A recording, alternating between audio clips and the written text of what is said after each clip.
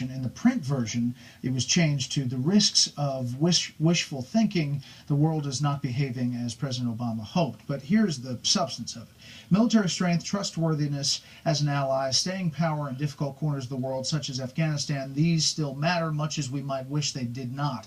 While the United States has been retrenching, the tide of democracy in the world, which once seemed inexorable, has been receding. In the long run, that's harmful to U.S. national security, too. As Mr. Putin ponders whether to advance further into eastern Ukraine, say he will measure the seriousness of U.S. and allied actions, not their statements. China, pondering its next steps in East China Sea, will do the same. Sadly, that's the nature of the century we're living in. Interesting to see the Post writing that. Yeah, that was pretty tough editorial, but I do think what they lay out is now the president has to do something, and he has to do something with our allies. And there's very little appetite on the part of our allies, certainly in Germany, which was shocking. Doesn't even want to kick Russia out of the G8, which to me is the simplest, most symbolic, tiny step you can take. Then you go on to sanctions, maybe even a big show of military force, not the use of military force, which has been pretty effectively ruled out. But you can do a lot in the Black Sea, and you can move American forces around there. But the president has to get the European allies to agree with him, and that's going to be tough. They do a tremendous amount of business with Russia, and especially Germany. And that's, I think, the question before NATO and the U.S. right now. Charles. But it wasn't the weakness of Europe that precipitated all this, and it wasn't Obama's flinching on Syria. When Putin had to make a calculation whether to go into Ukraine, and Ukraine isn't Georgia, a small republic that is sort of on the fringes of the West. Ukraine's at the crossroads, a huge country. To go into Ukraine and detach and take over, to invade Crimea is a huge step. And he would only have done it with a president who has shown from the very beginning that he is living in a fantasy world. Remember the speech he gave at the UN? When he started his administration, he said no nation can or should dominate another. I mean, there's not a 12-year-old in the world who believes that. And he said the alignment of nations rooted in the cleavages of the long-ago Cold War make no sense in this interconnected world.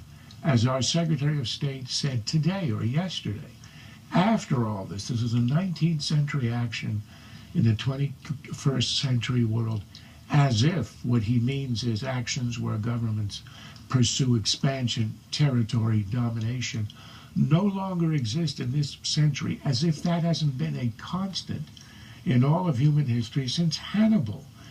They imagined the world as a new interconnected world where climate change is the biggest threat, and they are shocked that the Russians actually are interested in territory. You mentioned Secretary Kerry on the Sunday shows. Here he is on Meet the Press being asked about the reset by his predecessor, Hillary Clinton.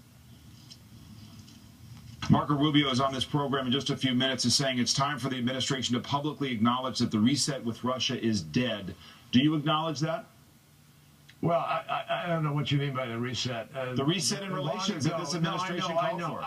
I know, but long ago we've entered into a different phase with Russia. I don't think this is a moment to be proclaiming one thing or the other. We've had difficulties with Russia with respect to certain issues, and even as we've managed to do the START treaty. They've cooperated on Afghanistan. They've cooperated on Iran. So this is, it's not a zero-sum, dead, alive. It's a question of differences. I just quickly want to play John Kerry from 2012 at the Democratic Convention. He's even blurted out the preposterous notion that Russia is our #1 geopolitical foe. Folks, Sarah Palin said she could see Russia from Alaska. Mitt Romney talks like he's only seen Russia by watching Rocky IV. Okay, George. Well, John Kerry says people don't understand that we've moved on and they're stuck in a Cold War paradigm. And he says, what we're really doing is reaching arms control agreements with them on ballistic missiles and medium-range missiles. I mean, that's a pure Cold War paradigm. The fact is, these guys in the Obama administration have consistently thought of Putin as a partner, that is, someone who shares broadly our objectives, whereas, in fact, he's an adversary, and there's no room for adversaries in the view of the world that the Obama administration has. I mean, two things, Mara. Do you think that Secretary Kerry really believes Russia has cooperated on Iran? And two, do you think he doesn't know what the reset means? I think the way I listen to that is he was almost saying the reset died long ago. Don't tell me the reset just died now. We've had serious differences with them. I think that the administration understands now that Putin is not their ally or their partner. They realize they can't do certain things without him, can't get progress on Iran or other issues. But I think they understand that he is their adversary, he's not their ally. And you know what? If he's acting like the world is still in the Cold War, well, then they have to respond to him along those lines. That's what Putin also understands that there will be no resistance of anything that will be important from the United States. Reset was the Obama administration canceling the freeze in relations that we imposed after the Georgia invasion, and then Obama follows it by canceling a missile defense agreement with the Czechs and the Poles, which was an announcement that the settlement of 1989, where we detached the Soviet Empire and gave it liberty, was now still in question, and the Poles and the others in Eastern Europe have to understand that Russia is still a player in their lives.